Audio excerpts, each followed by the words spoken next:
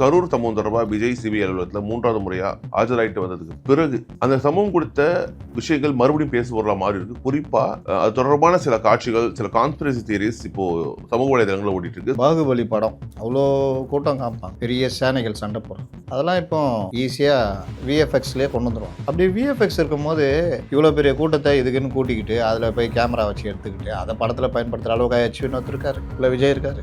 இது திமுக ஐடிவிங்களையும் சில மூத்த பத்திரிகையாளர்களாலையும் அந்த டைமில் உருவாக்கப்பட்டது. இந்த காட்சி அப்புறம் எப்படி சிபிஐ வெளியிட்டுச்சு? எந்த காட்சிகள்? இப்போ சமூக வலைதளங்களில் வைரலாக போயிட்டு இருக்கு. சிபிஐ லீக் பண்ணதா சொல்றாங்களே, இது அந்த அளவுக்கு குழந்தைத்தனமாக இருக்கும் சிபிஐலாம். அதுவும் ஒரு இன்வெஸ்டிகேஷனுக்கு தேவையான மெட்டீரியலை கொண்டு போய் வெளியில் விடுவாங்க. இன்னைக்கு இருக்கிற ஜெர்னலிசம் பட்டு மட்டமாக இருக்குது. நீ ஆட்டில் பார்த்துக்க, நாங்கள் தாவேகால என்ன பிரச்சனை, எங்களுக்கு அசைன்மெண்ட் என்ன, அதை நோக்கி போவோம். இந்த மாதிரி சில்லுண்டி சின்ன சின்ன செய்திகள் தான். அதில் ஒன்று தான் இப்போ நீங்கள் கேட்குற கேள்வி. படப்பிடிப்புக்கு பயன்படுத்தக்கூடிய கேமரா அதெல்லாம் க்ளோஸ் ஷாட் போட்டு க்ளோஸ் எடுக்கிறதுக்கு ஜூம் பண்ணி இன்னைக்கு பெரிய சேனல்கள் லைவ் லாங் இதெல்லாம் போகிறதுக்கு அந்த மாதிரி கேமரா யூஸ் பண்ணுறோம். அதனால இவர்கள் சொல்றதெல்லாம் இந்த டெக்னாலஜி அறியாதவர்கள். இன்னொன்று எல்லா ஊரே ஒன்று பேசுவோம், மாப் மென்டாலிட்டின்னு, நம்மளும் அதை பேசணுன்றது. எப்போ இந்த பிரச்சனை பெருசாகுது அப்படின்னு பார்த்தீங்கன்னா, விஜய் அங்கே மறுத்துட்டு வந்த பிறகு பாஜக ஆட்களால் இது உருவாக்கப்படுது. அதை ஏடிஎம்ஏ கையில் எடுத்துக்கிட்டு பண்ணுறாங்க. உடனே இந்த ஊடகங்களும் பரபரப்புக்காக அவங்களுக்கு இந்த டிஆர்பி மற்ற விஷயங்களுக்காக அவர்களும் உருட்டுறாங்க.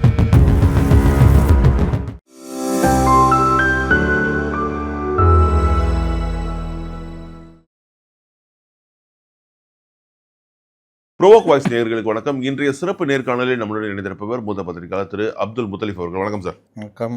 கடந்த 15ஆம் தேதி கரூர் சம்பவம் தொடர்பாக விஜய் சிபிஐ அலுவலகத்தில் 3வது முறையா ஆஜராயிட்டு வந்ததுக்கு பிறகு அந்த சம்பவம் கொடுத்த விஷயங்கள் மறுபடியும் பேசுபொருளா மாறி இருக்கு. குறிப்பா அது தொடர்பான சில காட்சிகள், சில கான்ஸ்பிரசி தியரிஸ் இப்போ சமூக வலைதளங்களில் ஓடிட்டு இருக்கு. ஸோ அதில் இருக்கக்கூடிய உண்மைத்தன்மை என்ன உங்களுடைய பார்வை?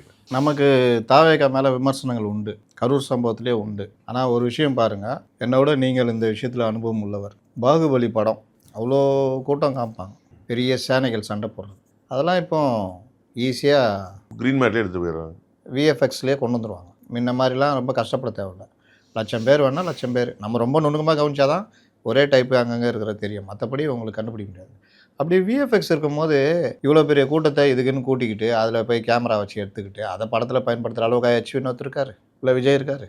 இது திமுக ஐடிவிங்களையும் சில மூத்த பத்திரிகையாளர்களாலையும் அந்த டைமில் உருவாக்கப்பட்டது. அப்போவே நம்மலாம் சிரித்தோம், இதெல்லாம் அந்த காலத்தில் விஎஃப்எக்ஸ் இருக்குது, 600 கோடி செலவு பண்ணுறான், 250 கோடி இவருக்கு கொடுக்குறான் சம்பளம், மீதி 300 கோடி ரூபா வரைக்கும் படத்துக்கு செலவு பண்ணுறவனுக்கு விஎஃப்எக்ஸ் பண்ணுறதுக்கு என்ன பெரிய ஒரு இதாக ஆகுது. நடிகர்களுடைய முகத்துடைய சுருக்கம் நீக்கிறதுக்கே விஎஃப்எக்ஸ் ஒர்க்கை பண்ணிகிட்டு இருக்காங்க. அஜித்துக்கு, ரஜினிகாந்துக்கு, பலருக்கும் விஎஃப்எக்ஸ் ஒர்க்கு இதுக்குன்னே தனியாக நடக்குதுன்றாங்க. அப்படி இருக்கும் பொழுது ஒரு சின்ன இன்சிடென்ட் மாதிரி ஒரு கும்பல் காட்டணும்னா அவங்க ஈஸியாக பண்ணிட்டு போகிறாங்க. இதெல்லாம் இவங்க என்ன சொல்கிறாங்கன்னா, ரொம்ப நேச்சுரலாக இருக்கணும், க்ரௌடு அந்த ஃபீலு, அந்த எமோஷனுங்கிறது அந்த நேச்சுரல் ஆடியன்ஸ்ட்டு கிடைக்கிறதுக்காக இவங்க பிளான் பண்ணி பண்ணிருக்காங்க. வைடு ஷாட்டு, ட்ரோன் ஷாட் தான் வைக்க முடியும், அதில் என்ன ஃபீலு. சில அந்த ஆரி கேமராக்கள் படப்பிடிப்புக்கு பயன்படுத்தக்கூடிய கேமரா அதெல்லாம் க்ளோஸ் ஷாட் போட்டு க்ளோஸ் எடுக்கிறதுக்கு ஜூம் பண்ணி இன்னைக்கு பெரிய சேனல்கள் லைவ் லாங் இதெல்லாம் போகிறதுக்கு அந்த மாதிரி கேமரா யூஸ் பண்ணுறாங்க. அதனால் அதை இன்னொன்று ஆரி மாதிரி கேமரா நம்ம யூஸ் பண்ண மாட்டோம் இல்லையா. லைவில் ரன்னிங்கில் அவங்க யூஸ் பண்ண என்ன பண்ணுவீங்க, அந்த யூர் டீமு, ஆதவ் டீமு, அவங்கள்ட்ட அது இல்லைன்னு நம்ம எப்படி சொல்ல முடியும்? அதை வச்சுக்கிட்டு இதை படத்துக்கு யூஸ் பண்ணாங்கன்னு எப்படி சொல்லுவீங்க? விஎஃப்எக்ஸில் அந்த குவாலிட்டி ஆஃப் வீடியோ நல்லா இருக்கணுன்றதுக்காக இவங்க அதை பயன்படுத்திருக்காங்கன்றீங்களா? ஆமாம், அதுதான் உண்மை. நீங்கள் அவங்க வச்சுருக்க தனியாக யூஸ் பண்ணுற கேமராலாம் பாருங்கள், அந்த லென்ஸு மற்ற விஷயங்கள்லாம். இன்னொன்றுங்க நான் சொல்கிறேங்க, ஒரு ஆப்பிள் ஐஃபோனுடைய ஐஎன் மாடலை வச்சு சினிமாவே எடுக்கலாம். கேமராவில் இது அதுன்னெலாம் கணக்கு கிடையாது. அதனால் இவர்கள் சொல்கிறதெல்லாம் இந்த டெக்னாலஜி அறியாதவர்கள். இன்னொன்று எல்லா ஊரே ஒன்று பேசுவோம், மாப் மென்டாலிட்டின்னு, நம்மளும் அதை பேசணுன்றது. எப்போ இந்த பிரச்சனை பெருசாகுது அப்படின்னு பார்த்தீங்கன்னா, விஜய் அங்கே மறுத்துட்டு வந்த பிறகு பாஜக ஆட்களால் இது உருவாக்கப்படுது. அதை ஏடிஎம்ஏ கையில் எடுத்துக்கிட்டு பண்ணுறாங்க. உடனே இந்த ஊடகங்களும் பரபரப்புக்காக அவங்களுக்கு இந்த டிஆர்பி மற்ற விஷயங்களுக்காக அவர்களும் உருட்டுறாங்க. அடிப்படை விஷயங்கள் நான் கேட்குறது இதுதான். இன்றைக்கி இருக்கிற டெக்னாலஜியில் இந்த காட்சி அப்புறம் எப்படி சிபிஐ வெளியிட்டுச்சு? எந்த காட்சிகள்? இப்போ சமூக வலைதளங்களில் வைரலாக போயிட்டு இருக்கு, சிபிஐ லீக் பண்ணதா சொல்கிறாங்களே. ஏங்க இது எல்லாமே அந்த டைமில் நீங்கள் அந்த அவருடைய இதில் சாதாரணமாக வந்தது. அது எப்படி இந்த காட்சிகள்னு சொல்லிங்க? அங்கே சிபிஐ விசாரணையில் என்ன போச்சுன்னா, ரொம்ப க்ளோஸாக உள்ளே போனோன்னா ஒரு இன்சிடென்ட் தள்ளுமுள் நடக்குதுல்ல, அதுக்கு பிறகு பஸ்ஸில் கேமராவை ஆஃப் பண்ணதாக தகவல். பஸ்ஸில் சைட்லலாம் இருக்கும்ல அந்த கேமராலாம் ஆஃப் பண்ணிட்டாங்க. ஏன் ஆஃப் பண்ணீங்கன்றது ஒரு பெரிய விசாரணையாக போயிருக்கு. 2, 3 முக்கியமான ஃபுட்டேஜ்லாம் அழிச்சிருக்காங்க. அதான் அது ஒரு விஷயம் பேசுறது. விஜய் தான் அழிக்க அதை வந்து சொன்னாரு. ரெக்கவர் பண்ணி அதெல்லாம் ரெக்கவர் பண்ணி எடுத்துடலாமா? நீ என்ன இப்பெல்லாம் க்ளவுடு அது இதுலாம் இருக்குது. அதெல்லாம் ரெக்கவர் பண்ணி எடுத்துட்டாங்க. ஏங்க விஜய் இல்ல அந்த ரெக்கவர் பண்ணி எடுக்கப்பட்ட காட்சிகள் தான் இதுன்ற மாதிரி நிறைய பேர் காட்சி பேசி இது அந்த அளவுக்கு குழந்தைத்தனமாக இருக்கும் சிபிஐலாம். அதுவும் ஒரு இன்வெஸ்டிகேஷனுக்கு தேவையான மெட்டீரியலை கொண்டு போய் வெளியில் விடுவாங்க. இது எல்லாமே இவர்கள் இன்னைக்கு இருக்கிற ஜெர்னலிசம் படு மட்டமாக இருக்குதுங்க. அடிப்படை ஒன்றும் இல்லை. நேற்று கத்தாரில் ஒரு பெரிய முக்கியமான தளத்தை எல்பிஜி இதுவாக அடிச்சிட்டாங்க. இதெல்லாம் எடுத்து உட்காந்து அவ்வளோ பேசுகிறோம். இன்னை வரைக்கும் மெயின் ஸ்ட்ரீம் மீடியாவில் வரலங்க. நமக்கான 40% எல்பிஜியை அவங்க தான் சப்ளை பண்ணுறாங்க. ஆர்மோஸில் வழியாக கப்பல் வரணும், ஆர்மோஸில் கப்பல் வரணும்னா அந்த கப்பலை ஏற்றிட்டு வர்றதுக்கான அந்த தளத்தையே கத்தாரையே ஈரான் அடிச்சிட்டான். அப்போது நமக்கு முடிஞ்சது கதை. இன்றைக்கி நம்ம ஹங்கேரி, கிரீன்லாந்து இந்த மாதிரி பல இதில், ஃபின்லாண்டு இந்த மாதிரி இதில் நம்ம வாங்கிட்டு மற்ற நாடுகளில் வாங்கி சமாளிக்கிற லெவலுக்கு வந்திருக்கோம். அது வந்து அந்தளவுக்கு இதுன்னு சொல்ல முடியாது. இந்த மாதிரி எந்த வித உலக செய்திகள் இந்த வார் பற்றி எதுவுமே தெரியல. நெதன்யாகு செத்து போயிட்டாருன்னு போட்டுனுக்குறானுங்க. என்ன சொல்லுவீங்க நீங்கள்? நேற்று அவர் பேட்டி கொடுக்குறாரு.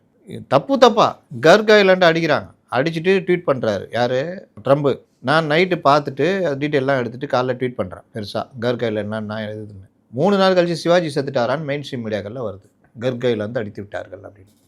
எவ்வளோ வித்தியாசம். மெயின் ஸ்ட்ரீம் மீடியா தானே நமக்கு சொல்லணும். அப்போ அதில் இருக்கிறத நீங்கள் மெயின் ஸ்ட்ரீம் மீடியாலாம் ஒர்க் பண்ணியிருக்கீங்க. ஒரு ராஜா கீழே நீங்கள் ஒர்க் பண்ணியிருக்கீங்க. எப்படிப்பட்ட ஒரு இதுன்னு தெரியும். ஒரு ஐக்கான் இந்த இதில் நியூஸ் எப்படி மிஸ் ஆகாமல் இருக்கணும். அதிகாலையில் அவர் ஃபோன் பண்ணுவார், ரன் டவுன் பார்ப்பார், 1, 2 எது வரணும், லாஸ்ட் எது வரணும், மிஸ் பண்ண நியூஸு இதெல்லாம் சேருங்கன்ற அளவுக்குன்னு. அப்போ வேர்ல்டு டெஸ்க்கு பார்க்குறவங்க எப்படி இருக்கணுன்றது அவரை மாதிரி ஆள்லாம் இருந்தால் முறிச்சு விட்ருவார். இன்றைக்கி அதெல்லாம் கிடையாது. ஏப்பா நீ ஆட்டில் பார்த்துக்க, நாங்கள் வந்து தாவேகால என்ன பிரச்சனை, எங்களுக்கு அசைன்மெண்ட் என்ன, அதை நோக்கி போவோம். இந்த மாதிரி சில்லுண்டி சின்ன சின்ன செய்திகள் தான். அதில் ஒன்று தான் இப்போ நீங்கள் கேட்குற கேள்வி.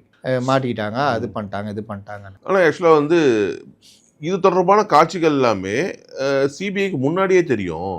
ஸோ இப்போ நீங்கள் சொன்ன மாதிரி பிஜேபி கூட அந்த அலையன்ஸ் செட் ஆகாதனால இப்போ வெளியிட்டு இருக்காங்க அப்படிங்கிற மாதிரியான விஷயம். இது சிபிஐலாம் வெளியிடலங்க. இதெல்லாம் பழைய காட்சிங்க, ஏற்கனவே இருக்கிறதுங்க. ஒரே காட்சியை எல்லாரும் எடுக்கலாங்க. ட்ரோன் வச்சு அதர் சேனலு ட்ரோன் வச்சு எடுப்பாங்க. ஒரு ட்ரோன் தான் சுத்தமாக 5-6 ட்ரோன் சுற்றும். அப்புறம் சேனல்கள் கூட போகிறவங்க எடுப்பாங்க. எல்லா வித இதுவும் தான் வெளியில் வந்துக்கிட்டு இருக்கோம். அந்த டைமில் நம்ம பார்க்காத காட்சியாங்க. அதனால் அது மேட்டர் இல்லை. சிபிஐக்கு தேவை க்ளோஸாக பஸ்ஸுக்கு பக்கத்தில் என்ன நடந்தது, பஸ்ஸில் இருந்து ஆன வியூ அதெல்லாம் நமக்கு கிடைக்காது. அதுக்கு தான் அந்த பஸ்ஸையே எடுத்துகிட்டு போயிட்டாங்க. அந்த சிடிஆர் மற்றதெல்லாம் எடுத்து இவர்கள் அழிச்சதெல்லாம், இவர்கள் தான் புத்திசாலிகள் இல்லை, பரம புத்திசாலிகள் இவங்க. அழிச்சதெல்லாம் மறுபடியும் அவங்க ரிவர்க் பண்ணி எடுத்துட்டாங்க. அந்த இது எடுத்துட்டாங்க. அந்த மாதிரி விஷயம். அதனால் இங்கே எங்கே பிரச்சனைனா கூட்டணி முறிவு, பேச்சுவார்த்தை முறிவு. இவர் சொல்கிறாரு பேச்சுவார்த்தையை நடத்துவது என்பதே கற்பனையானது, காங்கிரஸ் கூட இருந்தது கற்பனையானது. விஜய் கூட கற்பனை தான், விஜய் கட்சியாக இருப்பனதும் கற்பனை தான். அப்படி பார்த்தா பேச்சுவார்த்தையை நடத்தவில்லை, நீங்கள் தான் ஊடகங்கள் தான் எடுத்து. இப்போ ஒரு ட்ரெண்ட் வருது பார்த்தீங்களா, நீங்கள் தான் ஊடகங்கள் தான் இதை பெருசாக்குறீங்க, நீங்கள் தான் ஊடகங்கள் தான் இதை சொல்கிறீங்க. நாங்களாம் என்ன பச்சை குழந்தைங்களா? நீ வந்து தடவை போய் ஏடிஎம்கில், அதாவது ஏடிஎம்கே பாஜக சேரத்துக்கு முன்னாடி ஏடிஎம்கிட்ட போய் உட்காந்துக்கினேன் 2.5 வருஷம். 2 வருஷம் எங்கள் தலைவர்லாம் பேச்சுவார்த்தை நடத்தி அவர்களுக்கு கிளம்பி போகணுன்னு சொன்னதெல்லாம் நான் நடக்காத ஒன்றா. அதுக்கப்புறம் தானே ஆதவ அர்ஜுன் வந்தீங்க. அன்றைக்கி இவங்க போய் என்ன டிமாண்ட் அங்கே வச்சாங்களோ அதை வந்து இன்றைக்கி ஆதவ அர்ஜுனா அவங்க சொன்னதாக சொல்லிகிட்டு இருக்காரு. பச்சை தெரிஞ்சு பச்சை போய் புழுகுறாரு. காரில் இவர் இல்லைன்றாங்க. இவர் ஹோட்டல்லே இருந்துட்டார். போனது விஜய், சிடிஆர் நிர்மல்குமார், இவர் ஆதவ் கூட இருக்கிற ஒருத்தர், 3 பேர் தான் போயிருக்காங்க. விசாரணை இது சிடிஆரையே வெளியே அனுப்பிச்சிட்டாங்க. வக்கீல்லாம் இங்கே இது இல்லைங்க, நாங்கள் வேறு விசாரணை பண்ண போகிறோம், நீங்கள் இது பண்ணுங்க. அதுக்கப்புறம் 3 பேர் காரில் வராங்க. இவர் எதிர்னாராம், கையாட்டினாராம். போதுமா அப்படின்னு, ஆரம்பிக்கலாமா, போதுமே, முடிக்கலாமே அப்படின்னாராம். இதில் எல்லாமா பெருமை. அப்போ 41 பேருக்கு துக்கம்ன்றதுலாம் என்னது? இது துக்கம் வந்து தீபாவளிக்கு மட்டும்தான். மலர்லாம் தூவுனாங்க சிபிஐ வாசல்ல வச்சு. அது சட்டம். ஏங்க நீங்கள் ஒன்று நல்லா எங்கேயுமே நடந்ததில்லை. எனக்கு தெரிஞ்சு டெல்லி ஜெர்னலிஸ்ட் ஒருத்தர்கிட்ட நான் பேசிட்டு இருக்கும்போது, இது வரைக்கும் இப்பெல்லாம் நான் பார்த்ததே இல்லைங்க, இத்தனை வருஷம் இது வரைக்கும் யாராவது சிபிஐ விசாரணைக்கு போனவன் கார் டாப்ல கை காட்டினதெல்லாம் எனக்கு என்ன வித்தியாசமா, நான் ஜெயிலுக்கு போகிறேன். அதனால் இது எல்லாமே வந்து இவர்கள் பண்ணுறது ஒவ்வொரு விஷயமும் காமெடித்தனம் பண்ணிக்கிட்டு அதை இதுதான் அரசியல்னு வளரிட்டு இருக்கிறது. முதல்வரை திட்டுறது கண்டபடி. இன்றைக்கி சேகர் பாபு கூப்பிட்டு இது பண்ணுறாரா, முதல்வரை நீங்கள் விமர்சனம் பண்ணுங்கள், அவருடைய பணியை விமர்சனம் பண்ணுங்கள், அவரை வச்சு என்னென்ன நாடகம் ஆடுறாங்கன்றதை விமர்சனம் பண்ணுங்கள். பல விஷயங்கள் இருக்குது. அவரை போயிட்டு கேரக்டரை நீங்கள் சொல்கிறது, இது கோபம் வந்தால் என்ன வேணால் பேசுவார்.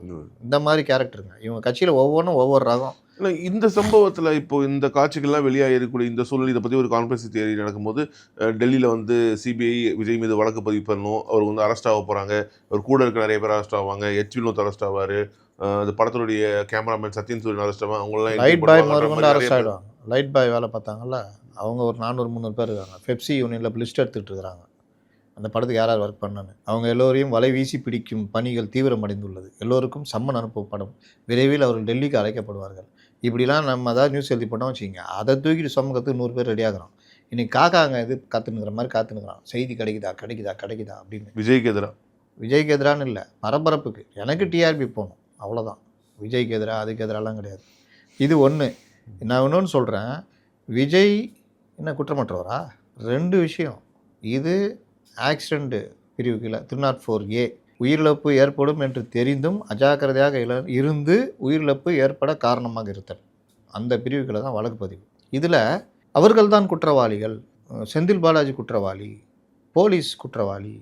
ஒரு விவகாரத்தில் ஒருத்தர் ரவுடி இருக்கிறான், அவனை ஒரு 10 பேர் கொல்றதுக்கு திட்டமிடுறாங்க. அவன் போய் போலீஸ் ஸ்டேஷனில், சார் என்னை வந்து எங்கே போனாலும் நோட்டம் பார்க்குறாங்க, என்னை கொல்றதுக்கு ட்ரை பண்ணுறாங்க, பயமாக இருக்குது சார், பாதுகாப்பு கொடுங்கன்னு கேட்டால் அந்த இன்ஸ்பெக்டர் வந்து போயா வேலையை பார்த்துட்டு உனக்கு கொடுக்குறது தான் நாங்கள் இருக்குமான்னு ஏசிகிட்ட போய் சொல்கிறான். ஏசியும் அதே சொல்கிறாரு. டெப்டி கமிஷனர் போகிறோம், அவரும் அதே சொல்கிறா வச்சுக்கிங்க. இந்த இடத்துல கொஞ்ச நாளில் அந்த ரவுடி கொல்லப்பட்டுறான். இங்கே 2 விதமான சர்க்கிம்ஸ்டன்சஸ் வருது. ஒன்று, அவனை கொன்ற கொலையாளிகள், அவர்கள் மேலே 302 பழையது, இப்போ பிஎன்எஸில் என்ன செக்ஷனோ அது. இன்ஸ்பெக்டர் இவங்க மேலே என்ன வரும்? பொறுப்பை தட்டு கழிச்சிட்டாங்க, போதிய பாதுகாப்பு இல்லை. இப்போ இவங்க மேலே 302 போடுவாங்க. இவங்க மேலே துறை சார்ந்த நடவடிக்கை, charge 3B charge, memo, suspension, இதுதான். ஆனால் கொலை பண்ணவங்க மேலே கொலை தண்டனை. இதை அப்படியே எடுத்துகிட்டு வந்தீங்கன்னா இவர் குற்றம் நடப்பதற்கு காரணமாக இருந்திருக்காரு, உயிரிழப்பு ஏற்பட காரணமாக இருந்திருக்காரு. இவரால் தான் ஸ்டாம்பேடே ஏற்பட்டிருக்கு. போலீஸ் என்ன சொல்கிறாங்க, நாங்கள் முன்னாடி நின்று அங்கே பண்ணுங்கன்னா அதை மீறி தான் உள்ளே வந்தாங்கன்னு. அப்போ உயிரிழப்பு ஏற்படுறதுக்கு இவருக்கு காரணமாக இருந்தாங்கன்னு. அப்போ குற்றம் எல்லாம் இவங்க மேலே வரும். போலீஸ் மேலேயும் கவர்மெண்ட் மேலேயும் என்ன வரும்? அஜாக்கிரதையாக இருந்தாங்க. தன்னுடைய பணியை கடமையை செய்ய தவறிட்டாங்க. அதுக்கு சஸ்பென்ஷனு, துறை ரீதியாக நடவடிக்கை தான் போகும். அப்போ நீங்கள் இப்போ சொல்லுங்கள், விஜய் தப்பிக்க முடியுமா? ஆதவ் தப்பிக்க முடியுமா? அப்போ அவங்க மேலே கண்டிப்பாக இந்த செக்ஷன் கீழே வரும். 3 வருஷம் வரைக்கும் தண்டனை இருக்குது. ஆனால் நீதி வெல்லும்னு போட்டிருந்தாரு சிபிஐ விசாரணைக்கு உத்தரவிட்டது உடனே. யார்? விஜய். அது கேட்டு வாங்கினார்ல, அங்கே இதில் உட்காந்து 30 நாள் மௌன புரட்சி பண்ணார். அப்போ டெல்லியிலலாம் பேசி எனக்கு பண்ணி கொடுங்கன்னு சொன்ன அப்புறம் கேட்டு வாங்கினார், கொடுத்தாங்க. அதுக்கப்புறம் பேச்சுவார்த்தையை அப்படியே முறிச்சிக்கிட்டு காங்கிரஸ் கூட மறுபடியும் பேச்சுவார்த்தை நடத்தினார். இவங்க வந்து ஒரு அரசியல் கட்சிக்கான தகுதி எந்த அளவுக்கும் எல்லளவுக்கும் கிடையாது இவங்களுக்கு. அதுலேயும் விஜய் வந்து நல்லா நாலேஜ் உள்ளவருன்றாங்க. நல்ல விஷயம் சார், நீங்கள் நினைக்கிற மாதிரி இல்லைன்ட்டாப்புல ஒருத்தர். நாங்கள் வந்து அவங்களோட டீமாகவே ஒர்க் பண்ணியிருக்கோம். விஜய் நீங்கள் நினைக்கிற மாதிரி இல்லை, எல்லா விஷயம் தெரியும் அவருக்கு. ஆனாலும் என்னங்க பிரச்சனைன்னு நான் கேட்டேன். எல்லா விஷயம் தெரியும்ல, அப்போ ப்ரெஸ்ஸை பார்க்க வேண்டியது என்ன? இல்லைங்க, அவர் கோவம் வரும், அவர் கோவத்தை அவரால் கண்ட்ரோல் பண்ண முடியாது. இது ப்ரெஸ்ஸு கண்டுபிடிச்சிச்சின்னா விஜயகாந்த் கதை தான், ப்ரொவோக் பண்ணியே காலி பண்ணுவாங்க. அதுக்காக தான் இந்த ஜான்லாம் இவரை சந்திக்க விட மாட்டேங்கிறாங்க. சரி ரைட்டு, நல்ல முடிவு எடுக்க வேண்டியதானுங்க. இவங்களுக்கு நல்லா தெரியுது உங்களுக்கு இன்றைக்கி வேட்பாளரே இல்லைன்னு தெரியுது. அப்போ நீங்கள் இன்றைக்கி இருக்கிறதுல பெட்டர் சாய்ஸ் என்ன? ஒரு 50-60 எம்எல்ஏ கேட்டு, ஒரு தொகுதிகள் கேட்டு வாங்கி அதில் ஜெயிச்சு அவர் ரூல் பண்ணிட்டாரு. நான் வந்து எந்த விதத்துலையும் அந்த அவதூறுகளாம் நம்பாதீங்க, நான் கண்டிப்பாக எங்கள் அளவுக்கும் வந்து அந்த காம்ப்ரமைஸை பண்ண மாட்டேன்னு இஸ்லாம். அதாங்க நான் சொல்கிறேன், ரமலான் நோன்பு தான் சொல்கிறேன். அந்த மாதிரி முடிவு எடுக்கிறதுல அது அவருடைய விதத்தில் அவர் கரெக்டான, ஏங்க அவர் விதத்தில் அவர் கரெக்டாக இருக்கட்டாங்க. அதை விமர்சிக்கிறதுக்கு உரிமை இல்லைன்னு நீங்கள் எப்படி சொல்ல முடியும்? விமர்சனத்துக்கு உண்மை அதை தான் நான் சொல்கிறேன். அப்போ அவர் வந்து இந்த விவகாரத்தில் அவ்வளோ விஷயம் தெரிஞ்சவர் இதில் தப்பான முடிவு எடுக்கிறாருன்றேன். இந்த முடிவை அவங்கள எங்கே கொண்டு போய் விடும்னா, ஒரு 4-5 தொகுதி ஜெயிக்கிற மாதிரி கொண்டு போய் விடும். இதை தெரிஞ்சுக்கிறதுக்காக நீங்கள் இவ்வளோ இது பண்ணணும்னு கேட்குறேன். அதில் எங்கே பிரச்சனை வருது அப்படின்னு கேட்டால் ஜானுன்றது தான் போய் முடியுது. புஷி ஆனந்த் கூட இப்போ வந்து கடுமையான கோபத்தில் இருக்கார். ஏன்னா அவருக்கு தெரிஞ்சிச்சு நிலைமை, இது பண்ணால் பெரிய சிக்கல், நமக்கு வேட்பாளரை கிடைக்க மாட்டேங்கிறாங்க. வேட்பாளரை கூட்டு வரணும்னா கட்சிக்கு நிதி மற்ற விஷயங்கள்னு ஃபிக்ஸ் பண்ணும்பொழுது கட்சிக்காரனால முடியல. அப்போ கட்சிக்காரனால முடியலன்னா வெளியிலேருந்து கூட்டுவானா, ஏங்க பகிரங்கமாக போடுறாங்க அவங்க இதில், சில இதில் வாட்ஸ்அப் குரூப்லலாம் யாராவது இருந்தால் கூட்டுவாங்க, செலவு பண்ணுறாளா இருந்தா அப்படின்னு. அப்போ அந்த மாவட்ட செயலக கூட்டம் நடந்ததில்ல, அந்த மாவட்ட செயலக கூட்டத்தில் என்ன கேட்டிருக்காங்கன்னா, நம்ம வந்து தலைவரை முதலமைச்சர் ஆகணும்னு வந்தோம், அதுக்காக தான் கஷ்டப்பட்டுக்கிட்டு இருக்கிறோம், நம்ம கட்சி பரவலாக வெயிட்டாக இருக்குது. இந்த நேரத்தில் நீங்கள் வந்து இந்த மாதிரி உழைத்தவர்கள் அவர்களுக்கு வந்து சீட்டு கொடுத்து எம்ஜிஆர்னு சொல்கிறீங்கல்ல, எம்ஜிஆர் அந்த வேலை தான் பண்ணார், அந்த மாதிரி காசு கொடுத்து நீங்கள் எங்களை நிற்க வச்சு இது பண்ணிங்கன்னா நல்லாயிருக்கும். எனக்கு கிடைக்கலாட்ட கூட எங்கள் கட்சியிலேயே, நம்ம கட்சியிலே வேறு யாருக்கா கிடைச்சா அது நம்ம தலைவரை இது பண்ணுறது. ஆனால் நீங்கள் எங்ககிட்டயே துட்டு கேட்குறீங்க, எந்த கட்சியும் கேட்கல. இந்த கட்சி மட்டும்தான் வித்தியாசமான கட்சியாக இருக்குது. கொடுக்குற லெவலில் நாங்கள் இல்லை. அப்போது நீங்கள் என்ன பண்ணுறீங்க, உங்கள் தொகுதியில் வேறு யாராவது கொடுக்குற லெவலில் இருந்தால் கூட்டுவானா, ஒரு பணக்காரனை கூட்டு வந்து எம்எல்ஏ ஆகிறதுக்கு நான் எதுக்குங்க இந்த கட்சியில் இருக்கணும்? நான் என் தலைவன் வரணும்னு தான் நான் இருக்கிறேன். நீங்கள் வந்து ஒரு பணக்காரனை கூட்டு வந்தால் அந்த பணக்காரன் ரைட்டுங்க கொடுக்குறான், நிற்கிறான், எம்எல்ஏ ஆகிட்டான். நாளைக்கு இதை விட ஜாஸ்தி கிடைச்சா போக மாட்டான்னு தான் நிச்சயம். இந்த கேள்விலாம் அங்கே வந்திருக்கு. கொஞ்சம் இதை நான் சொன்ன மாதிரி கேட்கல, வேறு மாதிரி கேட்டிருக்காங்க சாஃப்டாக. அண்ணா என்ன புஷிக்கு அந்த நியாயம் புரிஞ்சிருக்கு. இவங்க எதுக்கு கேட்க சொன்னீங்க? கூட்டணி இல்லை, எல்லாம் போய் நம்பாதீங்கன்னா எதுக்கு இந்த மாவட்ட சேர கூட்டம் போட்டீங்க? அதுவும் டெல்லி போகிறதுக்கு முன்னாடி எது கருத்து கேட்டீங்க? அதுலேயும் 98 பேர் 120ல், அதாவது 90% மேலே ஒரு முடிவில் இருக்கும் பொழுது அந்த முடிவுக்கு மாறாக ஒரு ஜான் என்கிற நபர் எடுக்கிற முடிவை நீங்கள் எப்படி அமல்படுத்த முடியும்னு கேட்குறேன். இது எங்கே கொண்டு போய் விடும்? நாளைக்கு அவன் இயல்பாக வேலை செய்வானா? இவங்க ஒரு ஊரில் ஒரு பணக்காரனை பிடிச்சி போட்டு இவனுக்கு நீ வேலை செய்யணும், அந்த மாவட்ட செயலர் வேலை செய்வானா? இல்லை புஷி தான் வேலை செய்ய விடுவாரா? ஜானு உன்னை என்ன பண்ணுற மாதிரி தான் அவர் போடுவார். புஷிக்கு கிட்டத்தட்ட புஷிக்கும் சரி, மற்ற நிர்வாகிகளுக்கும் சரி, ஈவன் சொல்கிற நம்ம சிடிஆர் நிர்மல்குமாருக்கே நீங்கள் பார்த்தீங்கன்னா இதில் வந்து விஜயோட கட்சி இல்லை, புஷியானந்தோட கட்சி. யார் சொல்கிறா? கேள்விப்பட்டேன். கட்சி புஷியானந்துட்டு இருக்குது, விஜய் ஜான்ட்டு இருக்கார். இப்போ அதான் பிரச்சனை. உண்மைதான். நீங்கள் அவரை நியமிச்சார்ல, அவருக்கேற்ற ஆளுங்களும் நியமிச்சுக்கிட்டார். எவன் கொஞ்சம் துடிப்பாக இருக்கிறான், எவன் கொஞ்சம் இதுவாக இருக்கானோ எல்லாத்தையும் காலி பண்ணி இவருக்கு இதுவாக இருக்கிற ஆளை தான் போட்டு வச்சுருக்காரு புஷி. புஷி கையில் கட்சி இருக்குது, விஜய் கையில் ஜான் கையில் விஜய் இருக்கார். அதனால் இந்த மோதல் இருக்குல்ல, இது தொடர்ந்துக்கிட்டே இருக்கும், இது நிற்காது. மற்றவர்கள் இங்கேயும் அங்கேயும் அப்படி இப்படி மாறிக்கிட்டு இதுன்னு என்ன கேட்டால் இன்னும் அதிர்ச்சியான தகவலாம் சொல்கிறாங்க. நீங்கள் நினைக்கிற மாதிரிலாம் அவங்க வந்து ஸ்லீப்பர் செல்லாக கூட இல்லை, என்டிஏக்கு போகக்கூடாதுன்ற எண்ணம்லாம் கிடையாது. அவர்களுக்கும் என்டிஏ போகும் தான் எண்ணம். ஒரே ஆள் ஜான் இந்த வேலையை பண்ணுறார். இன்னொன்று நான் கேட்குறேன், விஷ்ணு ரெட்டின்னு ஒருத்தர் இருக்கார். அவர் விஜய்க்கு நண்பர், அங்கேயும் நண்பர். அவர் கட்சியில் எந்த பொறுப்புலையும் இல்லை. ஆனால் கட்சியுடைய உயர்மட்ட குழு கூட்டம் நடக்குது இல்லை, நெருக்கமாக விஜயுடைய நிர்வாகிகள், அதிலெல்லாம் அவர் கலந்துக்கிறார். இதெல்லாம் வேறு எந்த கட்சியிலும் நடக்காது. கிட்டே சேர்க்க மாட்டாங்க, இல்லை பொறுப்பு கொடுத்து கூட வச்சுக்குவாங்க. சசிகலா இருந்தாங்க, என்னதான் இது நடந்தாலும் அவங்கள கூட்டு பக்கத்தில் உட்கார வச்சு இந்த கூட்டத்திலலாம் கலந்துக்கிற ஏற்பாடுலாம் இருக்காது. அது தனி, இது தனின்னு தான் இருக்கும். இந்த மாதிரி தான் எல்லா இதுலேயும் நடக்கும். பிரேமலதா பொறுப்புக்கு வர்ற வரைக்கும் எந்த கூட்டத்திலாவது தேமுதிகவில் இருந்தாங்களா? பொறுப்புக்கு வந்தால் பிறகு வந்தாங்க. இந்த மாதிரி தான் நடக்கும். இன்றைக்கி இது சபரிசன் எடுத்துக்கங்க, ஏதாவது ஒரு முக்கியமான மாநில செயற்குழு கூட்டம், முக்கிய ஆலோசனை கூட்டம், அவர் உட்கார்றாரா? இப்படி தான் இருக்கும். அவர் ஒரு பொறுப்பு கொண்டு வந்துட்டாங்கன்னா அவர் வந்து உட்காருவார். ஆனால் இங்கே மட்டும் இது ஒரு வித்தியாசமான ஒரு இதுவாக இருக்கும். இந்த மாதிரி தான் இந்த கட்சி போய்கிட்டு இருக்கு. மிக்க நன்றி சார், உங்களுடைய நேரத்துக்கும் தகவல்களுக்கும்.